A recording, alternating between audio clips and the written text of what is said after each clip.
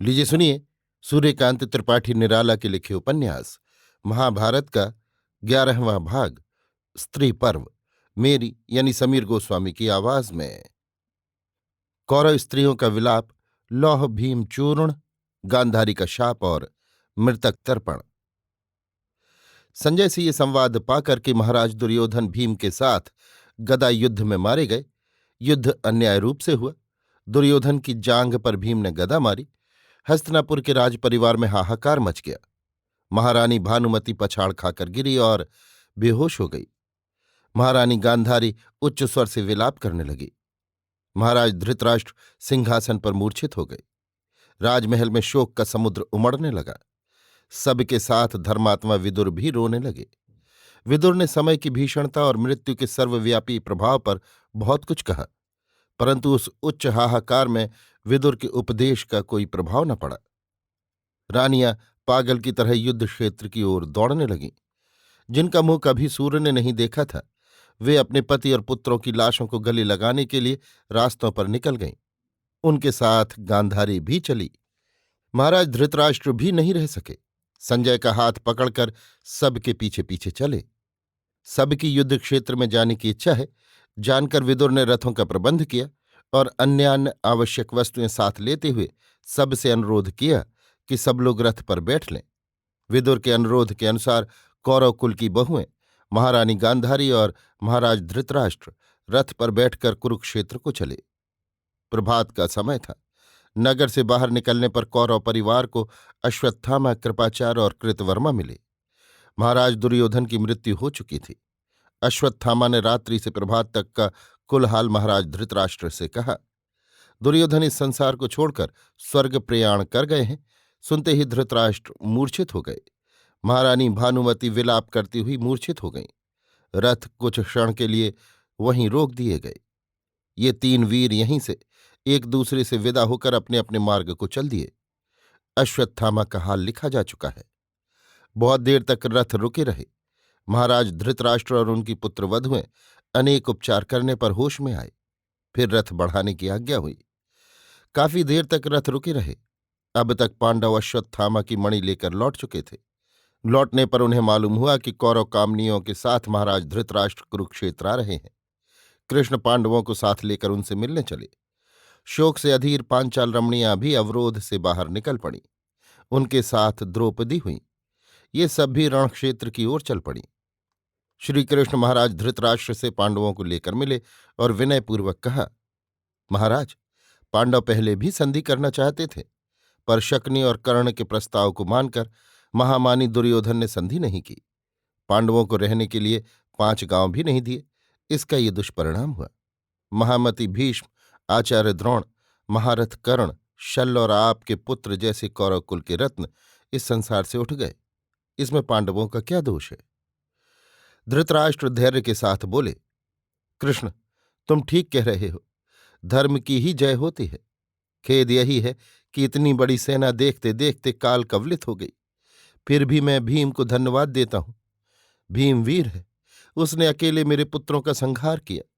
मेरी इच्छा होती है कि दुशासन और दुर्योधन को मारने वाले भीम को मैं गले से लगाऊं। वो भी मेरा लड़का है। धृतराष्ट्र का हृदय अच्छा नहीं। कृष्ण पांडवों को लेकर चलने से पहले समझ चुके थे धृतराष्ट्र से मिलते समय अनर्थ हो सकता है। ये सोचकर उन्होंने भीम की एक लोहे की मूर्ति साथ ले ली थी। इस समय धृतराष्ट्र के स्वर में उन्हें छल मालूम दिया। भीम धृतराष्ट्र को भेंटने के लिए बढ़े तो कृष्ण ने रोक दिया और वही लोहे वाली मूर्ति भेंटने के लिए मंगाकर सामने खड़ी कर दी। धृतराष्ट्र अंधे थे ही। उन्हें ये न मालूम हुआ कि ये वास्तव में भीम है या लोहे की मूर्ति। उन्होंने उस मूर्ति को छाती से लगाते हुए इतनी जोर से मस्का कि वो चूर चूर हो गई। कृष्ण ने एकांत में पांडवों को ले जाकर कहा, वृद्ध के मन में इतना द्वेष था, पुत्रों का बदला खुद चुकाना चाहते थे। युधिष्ठिर ने कहा, कृष्ण, आपने सदा पांडवों की रक्षा की है। वृद्ध के शरीर में कितना बल है कि लोहे की मूर्ति चूर चूर हो गई। इसी समय हा भीम कहकर धृतराष्ट्र रोने लगे। कृष्ण ने मुस्कुराकर कहा, महाराज, आप व्यर्थ ही विलाप कर रहे हैं। आपने जिसे तोड़ा है वो भीम नहीं, भीम की लोहे की मूर्ति थी। कृष्ण की बात से धृतराष्ट्र बहुत लज्जित हुए। गांधारी शोक से पागल हो रही थी।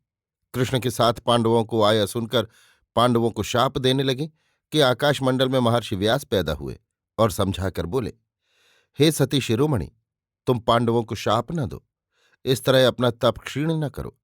पांडव भी तुम्हारे पुत्र हैं, उनका कोई दोष नहीं। उन्होंने तुम्हारे पुत्रों से पहले संधि ही चाही थी। बहुत संभल कर इस संसार से चली जाओ, ये माया का बंधन बड़ा दुखदायी होता है। आकाशवाणी सुनकर गांधारी संभल गई। इसी समय पांडवों को लेकर कृष्ण वहां पहुंचे।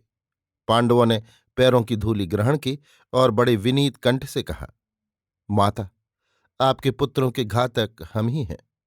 इस महायुद्ध में समस्त वंश और कुटुंब का नाश हो गया है, साम्राज्य श्मशान हो गया है। लेकिन माता, हमारी युद्ध करने की बिल्कुल इच्छा न थी। हम तो संधि चाहते थे। भाई दुर्योधन ने हमें 5 गांव भी रहने के लिए नहीं दिए।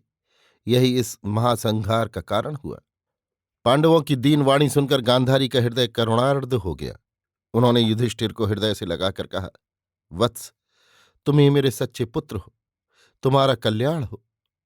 इस समय द्रौपदी ने गांधारी के पैर छुए और उच्च स्वर से रोने लगी। कहा, माता, अभिमन्यु और मेरे 5 पुत्र इस युद्ध की आग में जल गए। द्रौपदी को शोक से व्याकुल देखकर गांधारी उन्हें धैर्य देने लगी। कहा, बेटी, संसार की गति कुछ समझ में नहीं आती। यही वंश जो इतना फूला फला था, जिसे देखकर दूसरे ईर्ष्या करते थे, जिसके सौभाग्य का संसार में दूसरा उदाहरण न था, जिसका ऐश्वर्य इंद्र को भी नतमस्तक करता था, देखते देखते पानी के बुलबुलों की तरह विलीन हो गया। कहकर गांधारी ने गर्म सांस छोड़ी।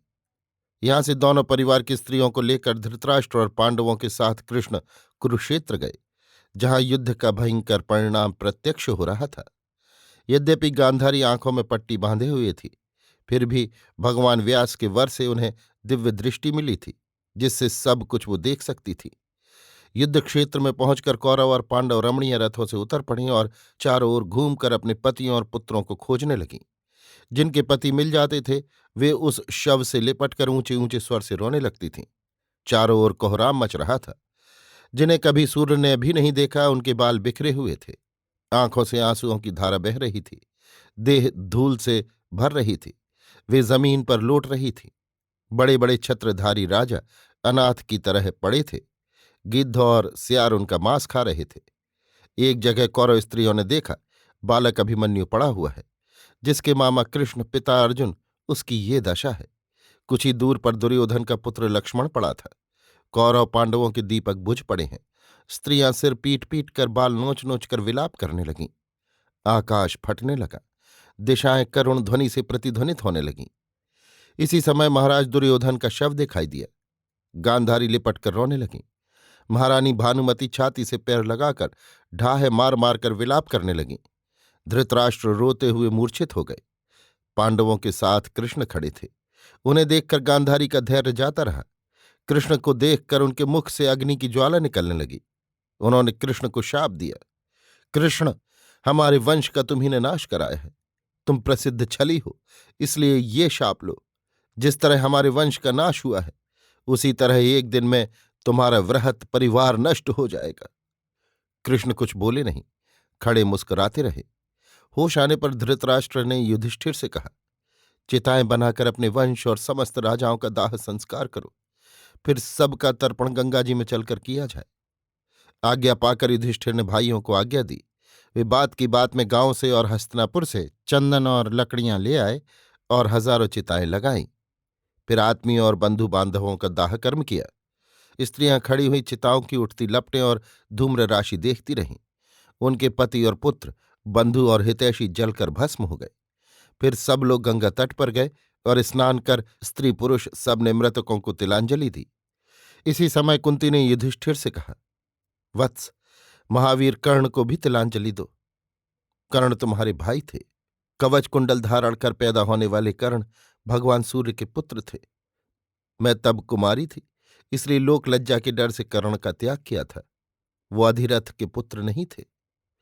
सुनकर युधिष्ठिर तथा 5 पांडव आश्चर्यचकित हो गए। अर्जुन को माता पर क्रोध आ गया, पर कृष्ण ने समझाया। फिर सबने जल तथा आंसुओं से कर्ण का तर्पण किया। अभी आप सुन रहे थे सूर्यकांत त्रिपाठी निराला के लिखे उपन्यास महाभारत का 11वां भाग स्त्री पर्व, मेरी यानी समीर गोस्वामी की आवाज में।